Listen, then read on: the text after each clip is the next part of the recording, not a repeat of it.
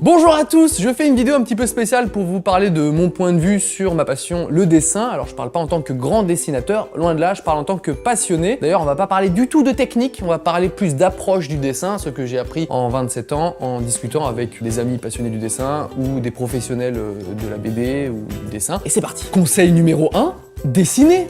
C'est un conseil un peu con comme ça, mais en fait comme c'est une passion qui demande pas grand chose, c'est-à-dire une feuille et un stylo, à la différence du saut en parachute par exemple, où il vous faut un parachute, un avion, du kérosène, là il vous faut pas grand chose, du coup profitez-en, dessinez dès que vous avez, je sais pas moi, une pause, dans la marge de vos cahiers, si vous avez pas le mal des transports dans le bus, ce genre de choses, dessinez tout le temps. Chaque chose en son temps. Le stylo, la feuille, ça va un temps, je le sais, vous allez vouloir varier votre matériel et ça a un coût. Vous allez vouloir tous les feutres à alcool, tous les Posca, une tablette graphique 27 pouces, une table lumineuse, je sais pas, et tout ça, ça coûte une fortune et ça peut ne pas vous correspondre en fait. Vous pouvez aimer le numérique et pas le papier, aimer le papier et pas le numérique, préférer la gouache à l'aquarelle. Commencez petit, comme ça au moins vous êtes sûr de pas griller les étapes et comme ça vous maîtrisez petit à petit vos outils. Il faut savoir que moi j'ai commencé avec 2 feutres à alcool, un couleur chair et un bleu, et on peut faire des trucs de fou déjà avec ça. Et après, vous achetez tout le reste petit à petit. Ou alors si vous êtes riche, vous achetez tout d'un coup. Ça c'est bien aussi. Copiner. Même si le dessin c'est une passion assez solitaire, vous pouvez quand même partager votre passion. Moi j'ai fait ça toute ma jeunesse. J'ai fait des jeux à plusieurs, j'ai fait des BD avec mes potes, du graphe avec mes potes aussi, et ça a été des moments inoubliables. Et puis ça vous fait progresser, puisqu'en fait c'est extrêmement stimulant, puisque vous allez vouloir impressionner l'autre, arriver au bout de votre projet, faire des trucs de plus en plus dingues, et vous allez progresser. Mettez-vous en danger. Imaginons, vous dessinez avec du crayon papier, vous maîtrisez très bien, vous faites des portraits top, des super dégradés. Eh ben arrêtez, passez à la gouache, passez à l'aquarelle, au numérique. Si vous changez vos techniques, le champ des possibles va s'ouvrir et vous allez progresser. En plus, si vous revenez à votre technique d'origine, dans l'exemple c'était le crayon papier, eh ben votre technique sera enrichie parce que vous avez appris plein de choses avec les autres techniques.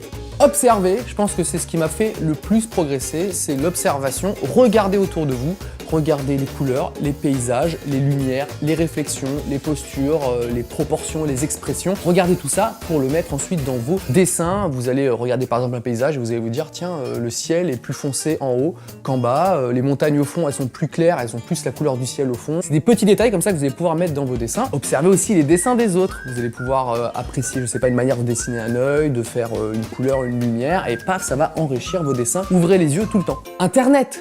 C'est pas un conseil, mais procurez-vous une connexion internet, c'est très pratique parce que c'est la source la plus inépuisable pour dessiner des tutos, des brushes Photoshop, des photos, des textures. Tout ça pour agrémenter vos dessins. Je pense qu'on vit dans la meilleure période pour dessiner, pour apprendre et pour trouver son style de dessin. À quoi sert la critique? Demandez-vous ça quand vous recevez une critique sur un de vos dessins ou que vous donnez une critique. À quoi elle sert? Par exemple, vous avez un commentaire méchant, vous dites pourquoi ce commentaire méchant et vous remarquez que c'est juste pour vous blesser. Il y en a beaucoup sur internet, ne vous inquiétez pas. Et ben dans ce cas-là, vous n'y faites pas attention. Ça va pas vous faire progresser du tout. Par contre, il y a un point de vue, là vous vous demandez à quoi ça sert, c'est pour échanger un point de vue et ça peut vous aider. Vous pouvez l'intégrer dans vos prochains dessins ou au contraire, ne pas y faire attention et dire ton point de vue est intéressant mais je préfère le mien parce que, et dans ce cas-là, votre point de vue va être consolidé. Dernier conseil, accrochez-vous. Vous allez vouloir vivre de votre passion et personne ne va vous aider. C'est très compliqué le dessin. Il y a les écoles où il y a peu de place, qui sont chères, il y a peu de travail, il y a beaucoup de concurrence, ça paye très souvent très mal, les clients ne comprennent rien, je veux mon logo plus gros. Mais il faut se donner cette chance, bien se la donner et y aller à fond. Moi par exemple, j'ai totalement abandonné. Quand j'étais gamin, je voulais devenir illustrateur et vous le voyez, je ne suis pas du tout devenu, mais c'est resté ma passion quand même. Mais si toi derrière ton écran tu te dis j'ai envie de faire ce métier-là, vas-y fonce, donne-toi de la force et accroche-toi. Voilà, c'était mes petits conseils concernant le dessin. J'espère que ça vous a motivé si vous êtes un petit peu dessinateur. N'hésitez pas à regarder mon petit Instagram dessin. J'en poste pas beaucoup. Dès que je peux prendre un crayon, paf, je le prends en photo, je le mets dessus. N'hésitez pas à m'envoyer aussi vos petits dessins. Par exemple, un dessin de moi, comme ça. Voilà, abonnez-vous!